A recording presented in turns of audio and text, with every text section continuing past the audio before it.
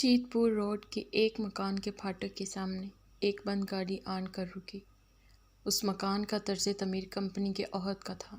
جس طرح کے مکان جا بجا کلکتے میں نظر آتے ہیں، بڑے بڑے بیل پائے، چوڑا برآمدہ، برآمدے اور دروازوں پر ویلن نشین جھلملیاں، اندر کمروں میں مرصع سنہری فریموں میں انگریزی مناظر لگے تھے۔ کشمیری کڑت کے پردے دروازوں پر پڑے ہوئے تھے۔ پیتل کے گملوں میں چینی پام سجا تھا۔ باہر باغ کی چھوٹی چھوٹی کیاریوں میں بیلا مہک رہا تھا۔ اوپر کی منزل سے لڑکیوں نے آواز لگائی، ارے کمن بھیا آ گئے لکھنؤ سے۔ سارے گھر میں شور مچ گیا۔ نوکرانیاں اور نوکر باہر دوڑے۔ نیچے برآمدے میں فرن کے پتے جھوم رہے تھے۔ نواب صاحب بھانجے کے استقبال کے لیے آرام کرسی سے اٹھے۔ یہ مکان 50-55 سال قبل دت خاندان سے مٹیا برج والے نواب کمال رضا بہادر کے چھوٹے بہنوئی نے خرید لیا تھا۔ اس مکان میں ایک زمانے میں بڑی دھوم دھام سے برہمو سماج کے جلسے ہوا کرتے تھے۔ اوپر کی منزل کے ایک کمرے میں اب تک دت خاندان کے افراد کی دھندلی تصویریں لگی ہوئی تھیں۔ گروپ فوٹوگراف جس میں مہارشی ہارمونیم پر بھجن گاتے تھے۔ مالک مکان بابو منور جن دت کے انتقال کے بعد جو کینننگ کالج لکھنؤ میں پروفیسر تھے، ان کی اولاد نے یہ مکان فروخت کر کے بلی گنج میں ایک بہت بڑی کوٹھی بنوا لی تھی۔ ان کی اولاد میں اب کئی ICS افسر تھے، کئی کمیونسٹ لیڈر۔ ان کی لڑکیاں زیادہ تر یورپ میں تعلیم حاصل کرتی تھیں۔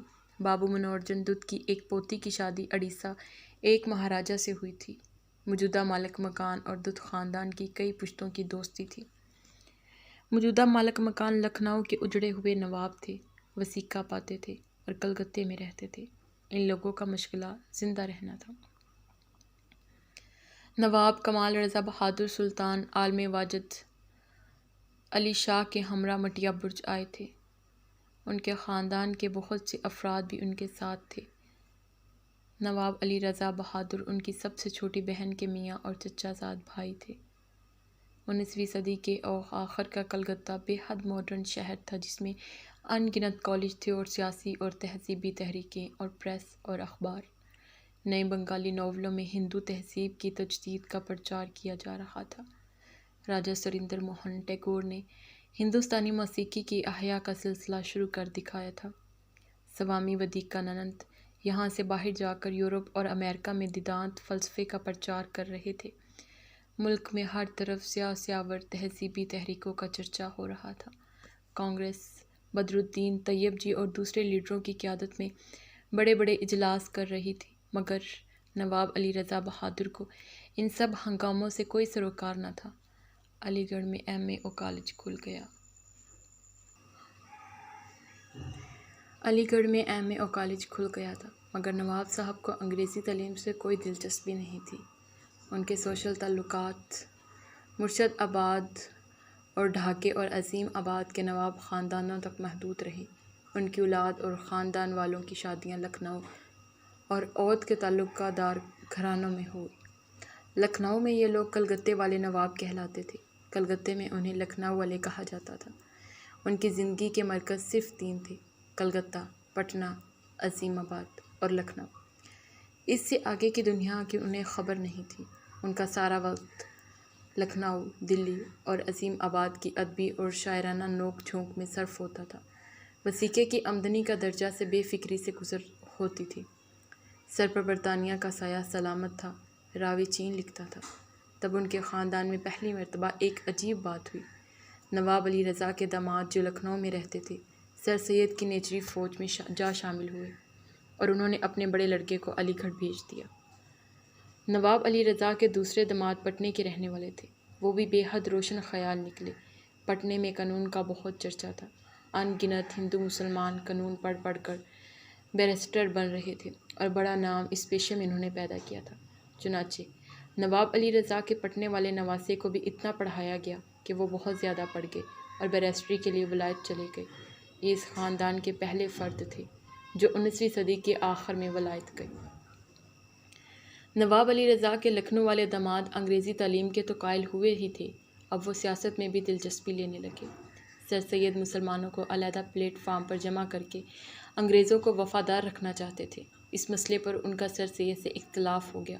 وہ کانگریس کے ہم خیال ہو گئے۔ اب ان کے یہاں لکھنؤ کے گولا گنج والے مکان میں لالا بھائیوں کا مجمع رہتا۔ یہ سب لوگ ابھی گورنمنٹ کے وفادار بھی تھے اور صرف سیاسی مراد اور سوشل ریفارم چاہتے تھے۔ ان گنت مسلمان اس تحریک میں شامل تھے۔ ہندوستان میں مسلمان کی سیاسی حیثیت کا مسئلہ بہت ٹیڑھا بنتا جا رہا تھا۔ ہندو جو 125 سال سے انگریزی تعلیم سے روشناس ہو چکا تھا، اپنے گنجلیک مابعد الطبیعیات ذہن اور خالص تجریدی فلسفے کے باوجود پریکٹیکل تھا۔ مسلمانوں کے عہد میں فارسی پڑھ کر حکومت کے نظم و ضبط میں حصہ لیا۔ مسلمان حکمران اور صوبے دار صرف فرمانوں پر دستخط کر دیتے تھے، وہی ایڈمنسٹریشن ہندو چلاتا تھا۔ ایسٹ انڈیا کمپنی آئی تب بھی ہندو نے فوراً حالات سے سمجھوتا کر لیا اور مغلوں کا قیصر منشی پل کی پل میں ایسٹ انڈیا کمپنی کے کلرک میں تبدیل ہو گیا۔ پچھلے 100 سال سے ہندو اپنی ذات پات کے بندھنوں اور اپنے پراچین فلسفے کے باوجود مغربی تعلیم اور سائنٹیفک نظریہ فکر کے قریب تر ہو چکے تھے۔ سب سے پہلے مغرب کے فلسفے کا اثر انہوں نے قبول کیا۔ جب قوم پرستی کی تحریک شروع ہوئی، اس کا تدارک کرنے کے لیے انگریزی حکومت نے فوراً ملک کے پسماندہ طبقوں کو، جنہیں 58 کے بعد ہر طرح سے کچلا گیا تھا، اب اپنی عنایات سے نوازنا شروع کیا۔ ہندوؤں کے یہاں ایک بورژوازی بھی پیدا ہو چکی تھی جو لیڈرشپ اور لبرل سیاست کے لیے تیار تھی۔ مسلمان ابھی فیوڈل اسٹیٹ سے آگے نہ نکلے تھے۔ ان کے ذہن میں اب تک شہنشانیت کے تصور موجود تھے۔ یہی وجہ تھی کہ جب ان کی اپنی بادشاہت کا خاتمہ ہوا تو اس کا جذباتی نیم البدل انہوں نے سلطان ترکی سے محبت میں ڈھونڈا۔ وہ ان کا خلیفہ تھا جو قسطنطنیہ میں رہتا تھا۔ پھر حیدرآباد دکن کے نظام سے ان کو عقیدت تھی، کیونکہ اس گئے گزرے زمانے میں ایک اتنی بڑی ریاست کا مسلمان فرمانروا تھا۔ ان کی لیڈرشپ کے لیے جب ہزائی نصر آغا خاں اور دوسرے نوابین آئے تو مسلمان عوام کو بہت اچھا معلوم ہوا، کیونکہ نام اور خطبات بہرکیف عہد رفتہ کی یاد دلاتے تھے۔ انگریز اور فیوڈل طبقے کا گٹھ جوڑ بہت کامیاب ثابت ہو رہا تھا۔ بنگال میں مسلمانوں کے عہد میں معافی کی زمینوں کی آمدنی سے مدرسے قائم تھے۔ ایسٹ انڈیا کمپنی نے ان زمینوں پر اپنا قبضہ کر لیا تھا، مدرسے بند ہو گئے اور مسلمان پسماندہ رہ گئے۔ ان کے مقابلے میں ہندو انگریزی پڑھ رہے تھے۔ مسلمان جاگیردار ختم ہو چکا تھا۔ مسلمان صنعت کار تباہ کر دیا گیا۔ اس کی جگہ عوامی بندوبست کے نئے ہندو زمینداروں اور ہندو مڈل کلاس نے لے لی تھی۔ طبقاتی الٹ پھیر کے اس پس منظر کے ساتھ بنگال میں سب سے پہلے نشاط ثانیہ کی تحریک شروع ہوئی تھی۔ نئی ہندو بورژوازی قیادت کے لیے تیار تھی۔ ملازمتیں حاصل کرنے کی دوڑ میں بھی ہندو مسلمانوں سے آگے نکل گئے تھے۔ مسلمانوں میں خوف کی سائیکولوجی پیدا ہونی شروع ہو چکی تھی۔ اس خوف کو اچھے موقع پر انگریز نے ہوا دی۔ وفادار انگریزی خواہ مسلمانوں کا مڈل کلاس بننا شروع ہوا۔ مسلمان جلاہا اور کسان جو ملک کی دھرتی پر محنت کر کے زندہ رہتا تھا، اس کے متعلق کسی نے بھی نہ سوچا۔ سب کو یہی فکر تھی اپنے لیے زیادہ سے زیادہ اقتصادی تحفظ اور ملازمتیں حاصل کر لی جائیں۔ پھر جنگ چھڑی اور ڈاکٹر انصاری آئے اور علی برادران اور خلاف تحریک چلی اور گاندھی آئے اور کانگریس نے علی الاعلان سوراج کا مطالبہ کیا۔ اب حالات تیزی سے بدلنا شروع ہوئے۔ کھادی کی تحریک اور قوم پرستی ایک عجیب جوش سارے ملک پر طاری ہو گیا۔ نواب علی رضا بہادر کے داماد نکی رضا بہادر جو تلکے دار تھے، کھلے بندوں قومی تحریکوں میں حصہ نہ لے سکتے تھے۔ اودھ کے تلکہ داروں نے 1857 میں اودھ کو بچانے کے لیے جم کر انگریزوں کا مقابلہ کیا تھا، مگر بعد میں یہی تلکہ دار انگریزوں کے جانثار ثابت ہوئے، کیونکہ ان کے اور انگریزوں کے گٹھ جوڑ کے ذریعے کسانوں پر ان کا تسلط قائم رہ سکتا تھا۔ یہ لکھنؤ میں نواب سر ہار کوٹ ٹیلر کا زمانہ تھا۔ اس نے تلکہ داروں والی عادتیں اختیار کر رکھی تھی۔ یہ لکھنؤ کے تلکہ داروں کا سنہرا دور تھا۔ ایک طرف آزادی کی آندھی چل رہی تھی، دوسری طرف کیسر باغ کی بارادری میں دوم کے مشاعرے ہوتے تھے۔ جان عالم کے عہد کی تجدید ہوئی تھی۔ یہ مہاراجہ محمود آباد اور ٹھاکر نواب علی اور رائے راجیشور بالی کا لکھنؤ تھا۔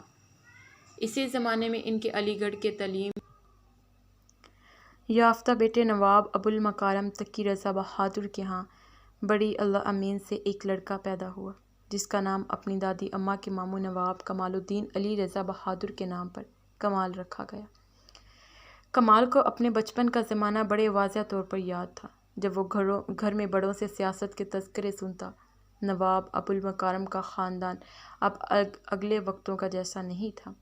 اب اس گھرانے کے افراد سرکاری ملازمتیں بھی کر رہے تھے۔ بڑے چچا میاں یعنی بھیا صاحب کے والد بیرسٹر تھے اور کانگریسی لیڈر، مگر ان کا عین جوانی میں انتقال ہو گیا۔ پٹنے والے ماموں بھی کانگریسی تھے اور آئے دن جیل جاتے رہتے تھے۔ کمال کو ترک موالات کا زمانہ یاد تھا جب پٹنے والے ماموں اسے اپنے ساتھ جلسوں میں لے جاتے اور وہ بڑے جوش و خروش سے اسٹیج پر کھڑے ہو کر اپنی توتلی زبان میں قومی نظمیں پڑھتا اور پولیس آ کر لاٹھی چارج سے جلسے کو منتشر کر دیتی۔ سیاست اب محض اخباروں تک محدود نہیں تھی، روزمرہ کی زندگی میں داخل ہو گئی تھی۔ جب ذرا اور بڑا ہوا تو اپنے ہندوستانی ہونے پر اسے ناز سا محسوس ہونے لگا۔ اس ناز میں زیادہ تر اپنے ماضی پر فخر کرنے کا عنصر شامل تھا۔ ہم یوں تھے، ہم وہ تھے، اسی قسم کی تقریریں لیڈر کر رہے تھے۔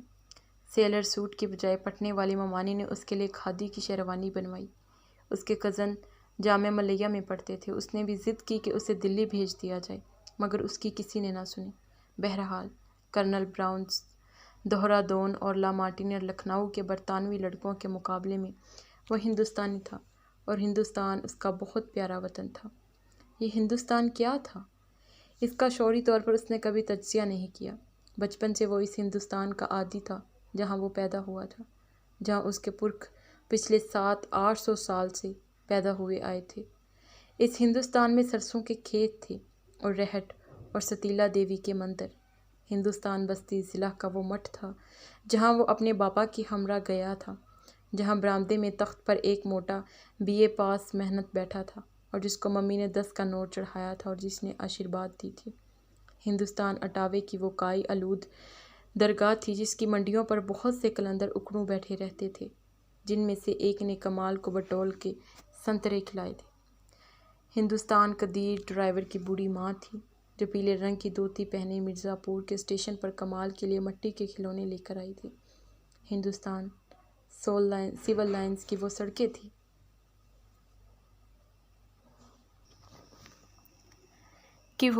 تھیں جن پر صاحب لوگوں کی ڈاگ بوائز شام کو کتوں کو ہوا کھلانے کے لیے نکلتے تھے۔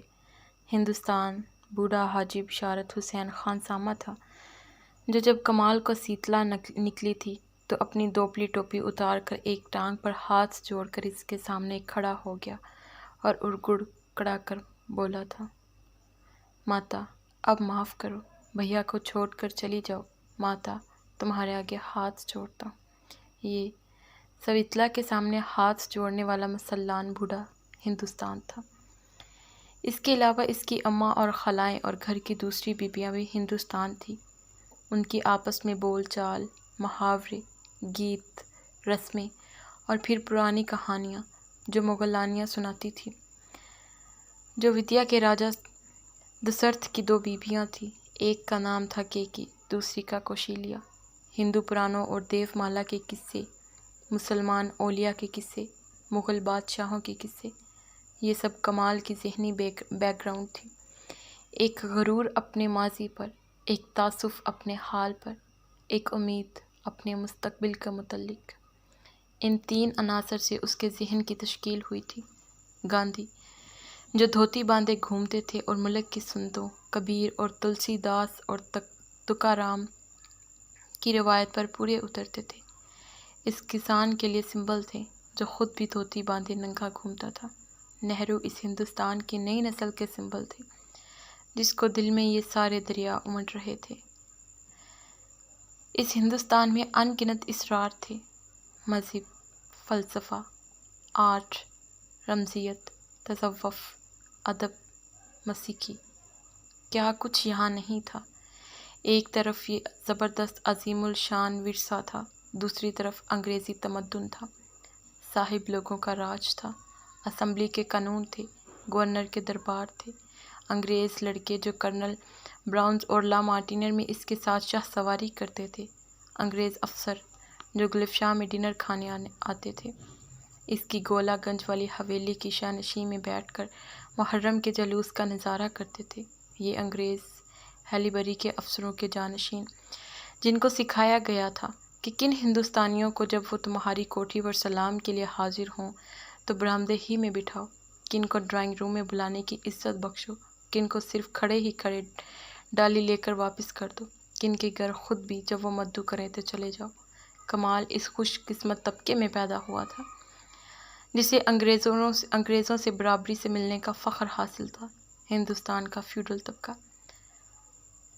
34 میں پنڈت نہرو نے یہ خوش آئندہ امید ظاہر کی تھی کہ گو مسلم سیاست پر فیوڈل عنصر چھایا ہوا ہے، ان کا نچلا متوسط طبقہ انڈسٹریل طور پر پسماندہ ہے، لیکن چونکہ ان کے ہاں سماجی رشتوں کا شعور زیادہ پختہ ہے، اس لیے یہ لوگ ہندو لوئر مڈل کلاس کے مقابلے میں سوشلسٹ راستے پر زیادہ تیزی سے گامزن ہوں گے۔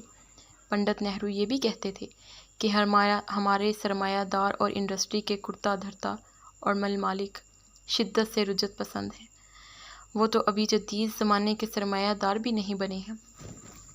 کانگریس پر ہندو اکثریت کا غلبہ ہے اور ہندو اکثریت فرقہ وارانہ ذہنیت کی حامل ہے۔ ایسے میں مسلمانوں میں خوف کی سائیکولوجی کا پیدا ہونا ناگزیر ہے، اور اس صورتحال کو برطانوی حکومت خوب اچھی طرح اپنے فائدے کے لیے استعمال کر رہی ہے۔ ملک کا فیوڈل عنصر یہ بھی نہیں چاہتا کہ عوام اقتصادی طور پر آزاد ہوں، لہٰذا انہوں نے برطانوی حکومت سے سازش کر رکھی ہے۔ مڈل کلاس کی اصل جینسیا میں فاشزم کے عناصر بھی پیدا ہو رہے ہیں۔ ان خطرات کا مقابلہ کرنے میں ہمیں اپنی پوری کوشش صرف کرنا چاہیے۔ پنڈت نہرو بہت زبردست سوشلسٹ تھے، ان کو گاندھی جی کی روحانیت اور بات پہ بات خدا کا حوالہ دینا کھلتا تھا۔ کمال اور اس کے ساتھ کی نوجوان نسل کی پنڈت نہرو پوری ترجمانی کر رہے تھے۔ اس نئے باشعور ہندوستان اور برطانوی ہندوستان کے علاوہ ایک اور الف لیلوی دیس اسی ملک میں رہتا تھا، جس کی جھلک کمال نے حیدرآباد دکن اور ریاست کشمیر اور بھوپال اور رامپور میں دیکھی تھی۔ یہ ریاستی ہندوستان تھا، یہاں سیاسی آزادی کے تصور کا سوال ہی نہ پیدا ہوتا تھا۔ یہ راجے مہاراجے برطانیہ کے فرزندان دلبند کہلاتے تھے، اور کمپنی سے 19ویں صدی میں جو معاہدے انہوں نے کیے تھے، ان کی بنا پر مطلق العنانی سے حکومت کرتے تھے۔ ان ریاستوں میں خصوصاً حیدرآباد دکن مسلمانوں کے لیے خاص جذباتی اہمیت کا مالک تھا۔ ہزا گزا لیٹڈ ہائنس حضور نظام کی مملکت، تہذیب، شعر و شاعری، نفاست، آداب محفل وغیرہ کا سلسلہ جو کہ ایک خاص درباری اور جاگیردارانہ ماحول میں پھلتا پھولتا ہے، لہٰذا یہاں پر مسلمانوں کا کلچر ابھی اپنی خالص حالت میں موجود۔ جاگیرداروں، مڈل کلاس لیڈروں، ذہن پرستوں اور یونیورسٹیوں کے جوشیلے طالب علموں کی دنیا سے الگ ایک اور دنیا تھی جو اصل ہندوستان تھا۔ یہ دنیا آسام اور جنوبی ہند کے چائے کے باغات اور کانپور، بمبئی، کلکتہ، احمد آباد اور ٹاٹا نگر کے کارخانوں میں کام کرنے والے مزدوروں اور سارے ملک کے لاکھوں گاؤں میں رہنے والے کسانوں پر مشتمل تھی۔ کانگریس نے عرصے سے زرعی اصلاحات کے لیے ایجیٹیشن کر رکھا تھا۔ کسانوں کے سلسلے میں برطانوی حکومت نے مختلف صوبوں میں حکمت عملی اختیار کر رکھی تھی۔ بنگال میں جہاں انہوں نے مسلمانوں سے حکومت چھینی تھی، وہاں مسلمانوں کو اقتصادی طور پر بالکل تباہ کر کے ہندوؤں کو ان کی جگہ طاقتور بنایا تھا۔ پنجاب انہوں نے سکھوں کے ہاتھوں سے لیا تھا، لہٰذا یہاں مسلمانوں کی انہوں نے ہمت افزائی کی۔ جو صوبے سب سے زیادہ عرصے سے انگریزوں کے زیر نگین تھے، وہ سب سے زیادہ تباہ حال تھے: بنگال، بہار، اڑیسہ، مدراس۔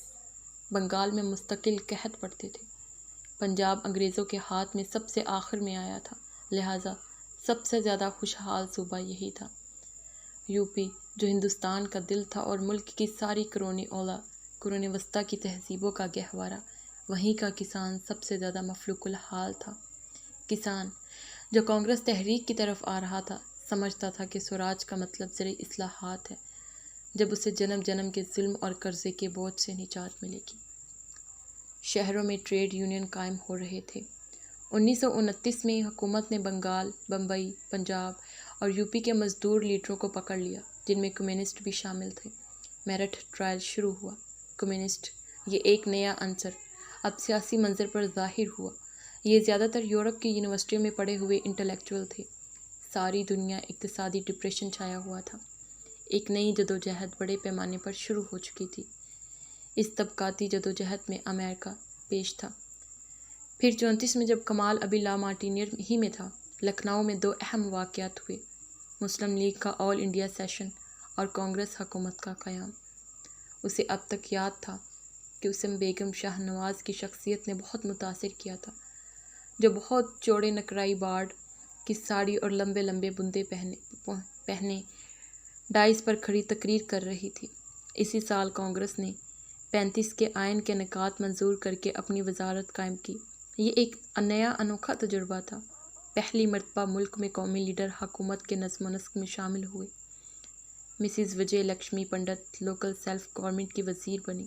سفید ساڑی اور چینی وضع کا بغیر آستین کا بلاؤز پہنے موٹر میں بیٹھی وہ کونسل کی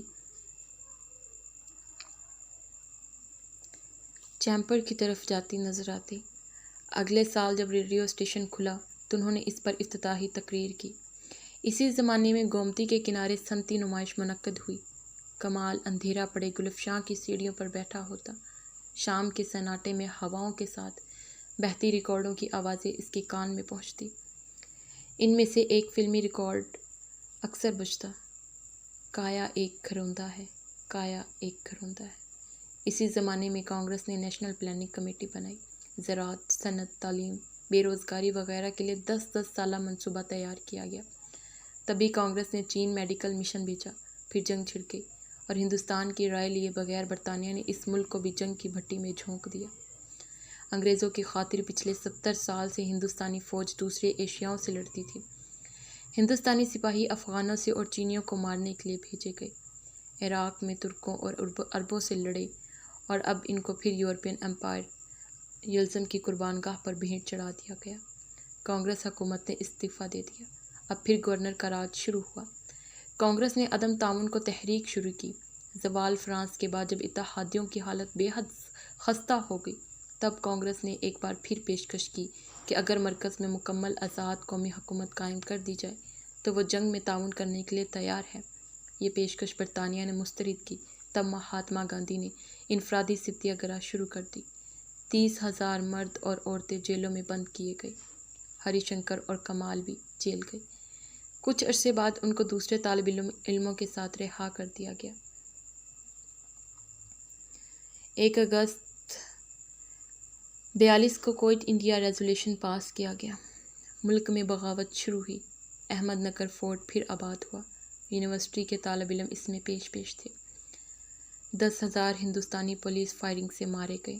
اب بنگال میں قیادت کا سامنا تھا۔ 34 لاکھ انسان اب تک فاقے سے مر چکے تھے۔ 34 لاکھ انسان، 34 لاکھ۔ آمنہ اور ابو المنصور۔ کمال دوسری صبح جلدی ناشتہ کرنے کے بعد جیت پور روڈ سے نکلا اور پھر مودا کے گھر کی طرف روانہ ہو گیا۔ پارک سرکس پر مودا کے گھر پر بہت سے لڑکوں اور لڑکیوں کا مجمع تھا۔ کلکتہ یونیورسٹی کے طالب علم، اپنا کارکن، پارٹی کے افراد، لکھنؤ والے بھی سب پہنچ چکے تھے۔ پر مودا کلکتہ کے اسٹوڈنٹ لیڈر تھے۔ اس وقت ان کے مکان کے بڑے ہال میں بڑی سخت گہما گہمی نظر آ رہی تھی۔ ریلیف ورک کا منصوبہ بنایا جا رہا تھا۔ چندہ اکٹھا کرنے کے لیے جو پروگرام اسٹیج کیا جانے والا تھا اس کی ریہرسل جاری تھی۔ کونے میں ہارمونیم رکھا تھا۔ ایک طرف 2 لڑکیاں ٹیگور کی چتر نگدا کے گانوں کی مشق کر رہی تھی۔ ہال کے سرے پر شیشوں والا برآمدہ تھا۔ اس میں پرمودا کی بہن کا اسٹوڈیو تھا جو شانتی نقدین کی آرٹسٹ تھی۔ اسٹوڈیو میں ایک لڑکا سفید شال اوڑھے ایزل کے سامنے کھڑا ایک پورٹریٹ پر آخری ٹچ لگا رہا تھا۔ ڈرامے کے بعد یہ تصویر بھی ریلیف فنڈ کے لیے نیلام کی جانے والی تھی۔ پرمودا کی بہن اروینا دیدی ایک اور کینوس پر جھکی ہوئی تھی۔ سب اپنے اپنے کام میں مصروف تھے۔ برش صاف کر کے ایک طرف کو رکھنے کے بعد ماتھے پر سے بال ہٹاتا ہوا یہ مصور لڑکا ہال کے دروازے میں آ کھڑا ہوا اور ہال کے منظر پر نگاہ ڈالی۔ ان سب کو اس دند ہی سے کام میں جٹے دیکھ کر اس کے ہونٹوں پر ایک اداس سی مسکراہٹ بکھر گئی۔ دادا ادھر آؤ۔ ایک لڑکی نے اسے آواز دی۔ دیکھو اب میرے قدم ٹھیک ہے نا؟ تمہارے قدم تو کبھی ٹھیک نہیں ہوں گے، اس نے لڑکی کی طرف جاتے ہوئے کہا۔ تم بنگالیوں کی رومان پرستی نے ناک میں دم کر رکھا ہے۔ تم خالص کلاسیکل ڈانس کی آخر کیوں اہل نہیں؟ دادا، یہ تو خالص بھرت ناٹیم کر رہی ہوں نا میں۔ وہ اسے اسی اداسی سے کھڑا دیکھتا رہا۔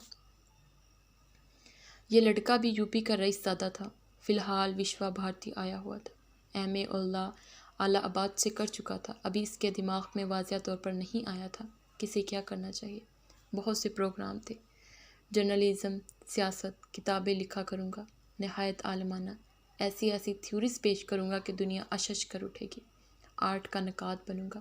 سیاسی طور پر آپ بہت سخت اشتراک واقع ہوئے تھے، باپ کا کہنا تھا، اور سارے باپوں کی طرح کہ آئی سی ایس میں بیٹھو۔ وہ خود حکومت برطانیہ کے نائٹ تھے اور بڑی چوٹی کے بیرسٹر۔ بچپن میں اسے نینی تال پڑھنے کے لیے بھیجا گیا، پھر یونیورسٹی کی تعلیم ختم کرنے اور ادھر ادھر مارے پھرنے کے بعد اس کے جی میں آئی کہ شانتی نکتین چلو۔ اس نے باپ سے تجویز، بابا ہمیں وشوا بھارتی بھیج دیجیے۔ باپ نے اسے گھور کر دیکھا۔ کیوں میاں صاحب زادے، آرٹسٹ بنو گے؟ دماغ تو نہیں خراب ہو گیا؟ دنیا کے سارے باپ یہی بات کہتے، مگر چونکہ اکلوتا لڑکا تھا اس لیے باپ نے ضدی پوری کر دی۔ اب وہ 2 سال سے بولم پور میں تھا اور وشوا بھارتی کے دوسرے طالب علموں کے ہمراہ ریلیف کے کام کے سلسلے میں کلکتے آیا ہوا تھا۔ یہ لکھنؤ سے لوگ آئے ہیں، ان سے نہیں ملے؟ کسی نے قریب سے گزرتے ہوئے اس سے کہا۔ وہ حال عبور کر کے اس کونے کی طرف چلا جدھر کمال دوسرے لڑکوں کے ساتھ بیٹھا تھا۔ دوسرا لڑکا اس کے قریب جا کر کھڑا ہو گیا اور گانا ختم ہونے کا انتظار کرنے لگا۔ چاروں طرف زور زور سے بنگالی بولی جا رہی تھی۔ کمال نے نظر اٹھا کر اسے دیکھا۔ نمشکار۔ کمال نے گانا ختم کرنے کے بعد ہارمونیم بند کرتے ہوئے اس سے کہا۔ آداب عرض۔ اس نے مسکرا کر جواب دیا۔ کمال کی جان میں جان آئی۔ بنگالی بولتے بولتے اس کی حالت تباہ ہو چکی تھی۔ گوتم نیلمبر، لڑکے نے اپنا تعارف کروایا۔ کمال رضا، اسے اطلاع ملی۔ دونوں نے ہاتھ ملایا۔ دونوں کا ایک ہی حلیہ تھا، تنگ پاجامہ، کرتا، نہرو، واسکٹ، اوپر سے کشمیری شال۔ یہ حلیہ اس گروہ کے تقریباً سبھی نوجوانوں کا تھا۔ میاں کہاں آپ پھنسے؟ ان بنگالی بول بول کر ناطقہ بند کر رکھا ہے۔ آؤ باہر چلیں۔ دونوں نے باہر آ کر ایک ریستوران میں جا کر قہوہ پیا اور پھر واپس آ گئے۔ آؤ تم کو اپنی تصویر دکھاؤں، گوتم نے ارمنا دیدی کے نگار خانے میں داخل ہوتے ہوئے کہا۔ یار تم ہری شنکر سے نہیں ملے؟ کمال نے کہا۔ ہری شنکر کون ہے؟ گوتم نے بے خیالی سے پوچھا اور بڑے آرٹسٹوں والے انداز میں سگریٹ ہونٹ میں دبا کر تصویر مکمل کرتا رہا۔ ہری شنکر یار ہے میرا، بڑا باغ و بہار آدمی ہے۔ کہاں ہے؟ بلاؤ، گوتم نے نوابوں کی طرح کہا۔ گھاس کھا گئے ہو، وہ یہاں نہیں ہے، لکھنؤ میں ہے، بیمار پڑا ہے بیچارہ۔ تم سب لکھنؤ میں کیوں رہتے ہو؟ گوتم نے برش ایک طرف رکھ کر مڑتے ہوئے پوچھا۔ اور پھر کہاں رہیں؟ ہاں یہ بھی ٹھیک کہتے ہو۔ تم نے اس کی ناک غلط بنائی ہے، ہونٹ بنانے بہت مشکل ہوتے ہیں۔ ماشاءاللہ، کیا جواب دیا ہے، مارو گھٹنا، پھوٹے آنکھ۔ سگریٹ لو۔ کیا تم آرٹسٹ ہو؟ اور کیا، تمہیں گراس کٹ نظر آتا ہوں؟ ارے رے رے، تمہارا ہی ذکر جیجا جی نے کیا ہے خط میں۔ جیجا جی؟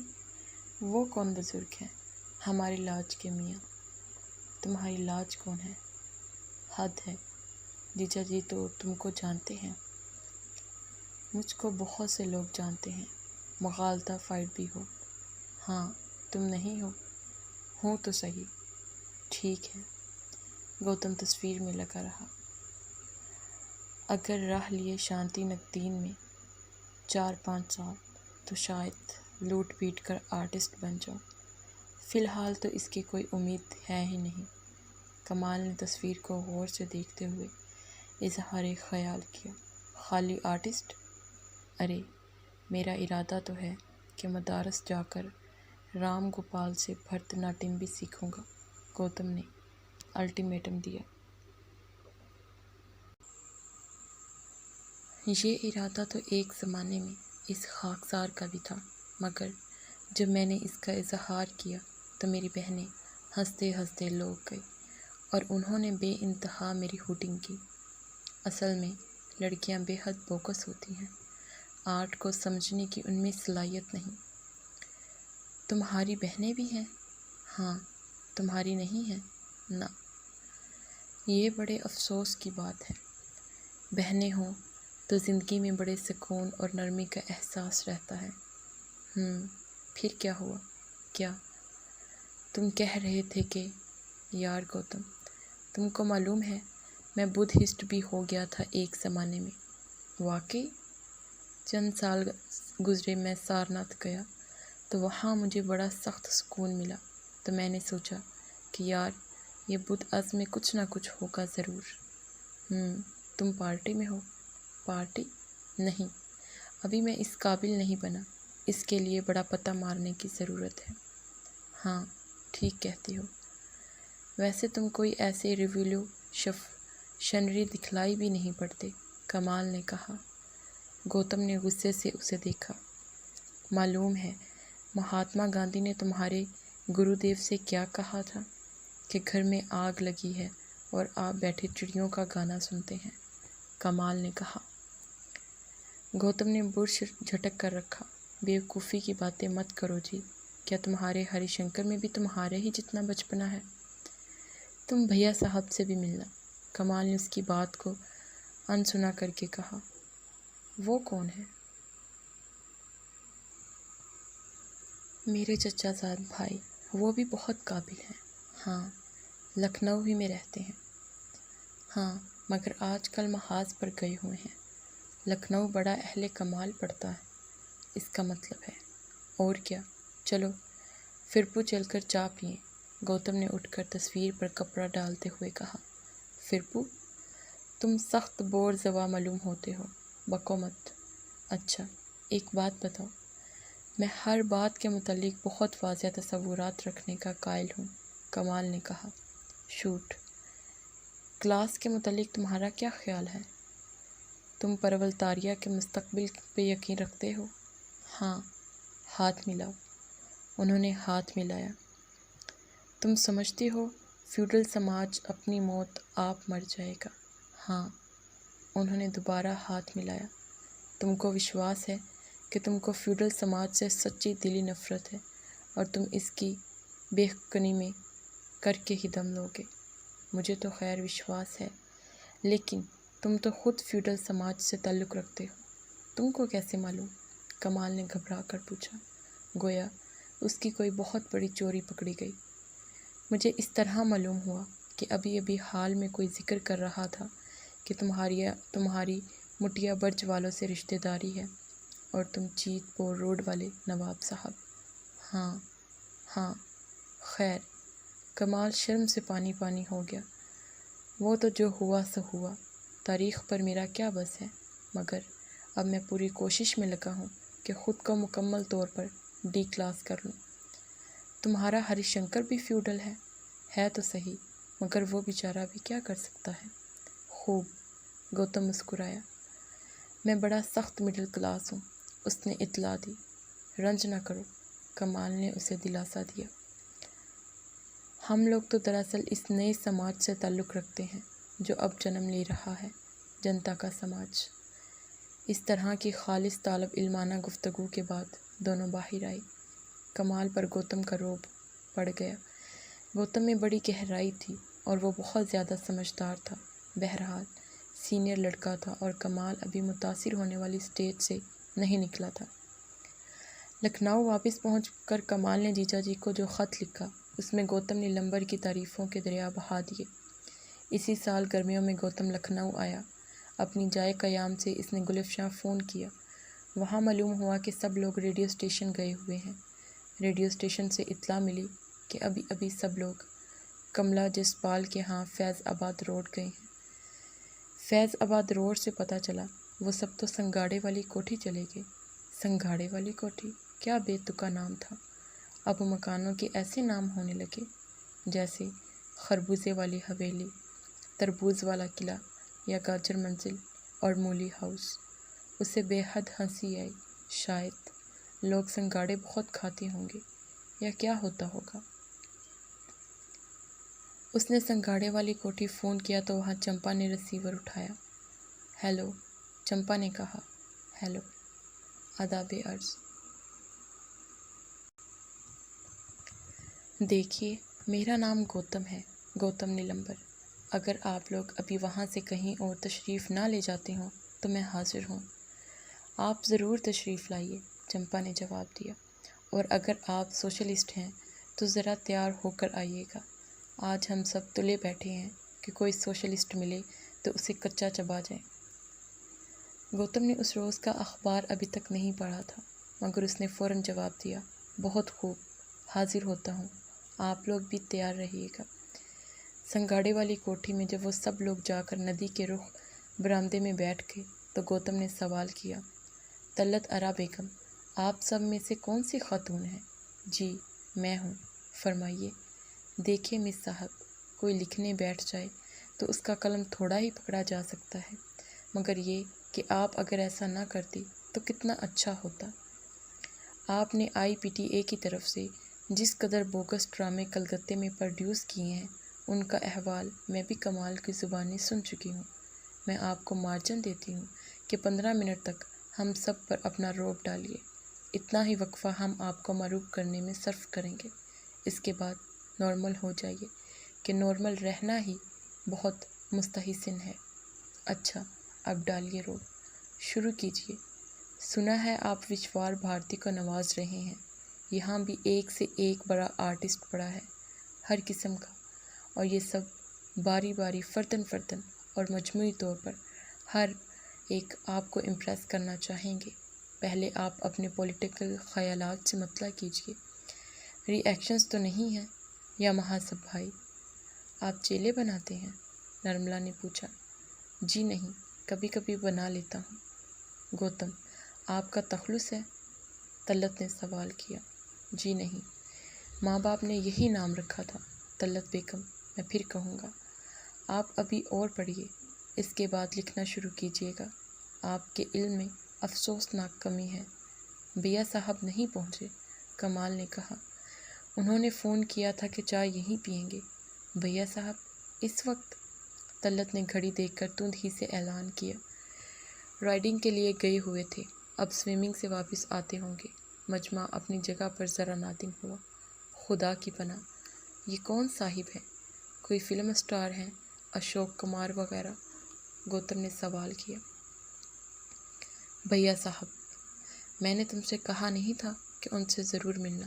کمال بولا۔ تعلق داران عہد کے متعلق میری معلومات بہت محدود ہیں۔ کیا آپ سب یہی رائڈنگ اور سوئمنگ وغیرہ کرتے ہیں؟ میں دراصل سارے مڈل کلاس لوگوں کی طرح طبقہ امرا پر عاشق ہوں۔ جنگ سے پہلے ولایت گیا تھا اپنے بابا کے ہمراہ، تو برٹش لارڈوں کو دیکھنے کی تمنا میں گھوما گھوما پھرتا تھا۔ جہاں دور سے کوئی لارڈ نظر آیا اور میں لپکا اس کی طرف۔ بعد میں معلوم ہوا کہ وہاں کے انڈرٹیکر بھی وہی لارڈوں والا لباس پہنتے ہیں۔ ہم لوگ بھی انڈرٹیکرز ہیں، کمال نے کہا۔ اور ماضی کی قبروں کے مجاور، ہری شنکر نے کہا۔ لیکن تمہیں ہم کو پسند کرنا پڑے گا، کمال نے دوبارہ کہا، کیونکہ ہم لوگ اپنی دلکشی کے سہارے ہی پر زندہ ہیں۔ میں تم کو ضرور پسند کروں گا، میرے دل میں بڑی وسعت ہے، اس نے بڑی تمکنت سے جواب دیا۔ چمپا اب گروہ میں شامل تھی۔ اس نے گروہ کے قوانین سے سمجھوتا کر لیا تھا۔ گروہ بہرحال ہمدرد تھا کیونکہ خود تنہا تھا۔ ہم کتنے قابل رحم طریقے سے سہارے کے متلاشی رہتے ہیں۔ گروہ محض ایک اور کردار تھا، جس طرح ماحول ایک کردار تھا۔ تصورات کے مجسم شکل انسانی رشتے بڑے نازک، بڑی گنجلک بنیادوں پر قائم ہیں۔ برابر یہ رشتے ٹوٹتے بھی رہتے ہیں۔ اسی لیے میرا انیس نے کہا تھا، خیال خاطر احباب چاہیے ہر دم۔ ہر طرف آپ گینے تھے جو شیشے کے گھروں میں رکھے تھے۔ یہ ساری کارگاہ شیشہ گری تھی۔ کمال نے اس سے کہا، چمپا باجی، چوروں کے ذہنی باورچی خانے میں اپنی اٹھک بیٹھک رکھیے۔ آپ ہمارا گھر رکھائیے، ہم آپ کا گھر رکھاتے رہیں گے۔ ہم کبھی آپ کو اکیلا نہ چھوڑیں گے۔